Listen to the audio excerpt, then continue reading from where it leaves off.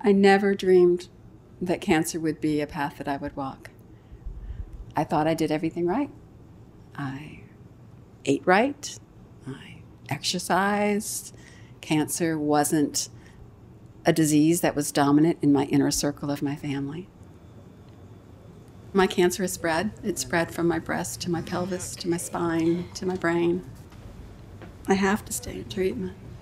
But I can still live without tumors manifesting if we find the right treatment, the right drug. So I live drug to drug. I've been on 7 different chemos. I'm getting ready to start my 8th. There really are a lot of side effects. I don't know the last time that I ever had a good night's sleep. I have a numbness and tingling in my hands that is pretty constant now. After treatment, you're going to have flu-like symptoms. You need usually to crawl in bed. You certainly have an impact on your appetite. Some people might call that a good thing, but when you really don't want to be losing weight and you find yourself unable to eat, that's a really disturbing situation. Your immune system is compromised. Oh my goodness. You can't walk into a room with somebody that has a cold and not pick something up. The last time I was in the hospital was about, about 2 months ago. I think we might have been warding off pneumonia, but everything crashed, and there I was in the hospital and running all kind of tests on me. If that's what I have to do to embrace life, then I'll take the chemo brain, I'll take the lack of sleep, I'll take the dizziness, I'll take the nausea, I'll take the lack of appetite, I'll take whatever I have to take, because life is a gift, and I'm grateful for it. It's just my normal. Sure. So, how are you tolerating the Herceptin? Ellen has a particular kind of breast cancer that most people don't have, and it's a kind of breast cancer that, without new kinds of therapies, is really the worst kind of breast cancer. An antibody called Herceptin has kept Ellen alive for the past several years. But every drug over a period of time will lose its effectiveness, and I'm afraid at some time this drug will lose its effectiveness for Ellen. There are remedies that are available, but only due to the hard work of young people in laboratories, in universities, developing safe medicines that are effective. I'm living drug to drug. I don't know how long I'll live, because the side effects alone may take me before the cure is there. Right now, my kidneys are starting to fail me. They're now having to balance what they give me with my drugs as opposed to what damage it will do to my kidneys. We're a very close family, and they have given me tremendous support. Fresh caught fish. Mm-hmm. Yeah, that's good. Billy's fish. Did he say what kind of fish it was? Red fish. When tragedy comes, if you don't have the support and the love of people around you, I mean, it's much more difficult to deal with. And that makes all the difference, I think, of having a close family. I feel so blessed to be at her side, at the Cancer Institute, and to share her journey.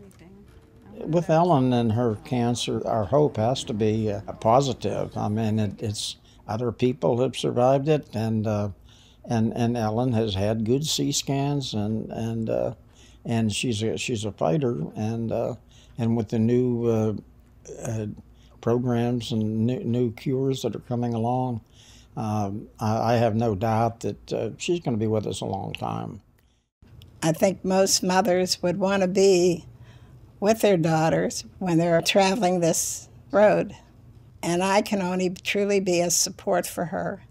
I can't heal her, but I can be at her side and do the best that I can. This is my room, and I spend a lot of time here because, quite honestly, my energy level is not what it used to be, and I have to limit how many activities I do in a day. And that is because of all the years of chemotherapy. And consequently, I have to make choices as to the amount of activities that I will do. My mind wants to do so much more than my body is physically able to. He's gonna love it. Homemade gifts, things you do by hand. Your dad's gonna love it. This is really fun because I'm also spending time with my aunt. My aunt's really cool. I'm making a football for my dad because it's his birthday. I like the pink, and then it's going to be a little bit darker. I don't like her having cancer, and usually when she comes home from treatment, she's really tired, and we can't do that much stuff together. I treasure the fact that we can have the time that we do. But if we had a new treatment that is more targeted, I would be able to do so much more. I'd be able to pick her up in early morning. We'd literally spend a whole day together like we used to. For me, after 7 years of treatment, it's not about quantity of life, it's about quality of life. But with new treatments that are targeted, I can have both. When I was diagnosed with breast cancer in 2003, and I went through the surgery to remove the cancer, they also had to remove my lymph nodes. And as a result, I have chronic lymphedema, and I have to wear a sleeve 24/7. If I fail to wear the sleeve, my arm will swell. It will fill up with lymph fluid and become extremely large and very limiting in function. John Loburn, do you remember? He was an ambassador. He passed away last year. Passed away. I'm working with Ellen on this project for our American Cancer Society Cancer Action Network. It's Florida's Family Album. Each picture shows the memories that these people were able to make because of advancements in cancer research. Through research, people are living longer. We are saving lives, and people are getting to share memories that they wouldn't have otherwise been able to experience. I know that Ellen's cure is out there. Cancer research, what we're fighting so hard to get funding for, is where Ellen's cure is. So I know that if research just gets ahead of the game a little bit, Ellen's going to hold out until they find her cure. I stopped off here today at my brother's auto repair shop, Mahoney's Auto Repair, to give him Making Strides Against Breast Cancer literature. So we'll put those over there. In the office, we ask for donations. No matter how big or how small a company is, every little bit helps. So it doesn't matter if it's $1 or $2,000, it's all going to help. I know with my aunt having it, it's been very tough on our family because it's something that we want to see her not go through. We want to find a cure so she doesn't have to suffer and have to hurt. And for all those other families that are going to hear someone is diagnosed with cancer or is going to go through it this year, I just wouldn't want to see anybody go through that pain or that suffering. We're probably the closest alike in the family, so I've helped her with her cars and helped her with this and that, and then we've grown older together. And when she told me she was diagnosed with breast cancer, it was all a shock to everybody, but we all joined hands and helped her get through it with family and love. And then she, knowing Ellen as the fundraiser that she was before and she is now, she coached everybody and didn't really have to ask for much, just can you help? And here we are. I just want to find a cure. I don't want to see anybody suffer. I know the truth is that I live with an incurable form of breast cancer. I'm stage 4. But I live with incurable joy. I live with incurable faith.